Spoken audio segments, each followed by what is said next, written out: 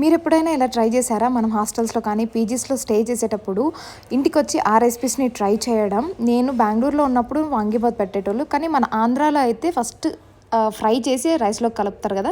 ఇది కొంచెం వెరైటీగా అక్కడ ఏం బావుండేది కాదనుకో. కానీ నేను ఇంటికొచ్చి ట్రై చేశాక చాలా బాగుండింది. నచ్చింది కూడా నాకు.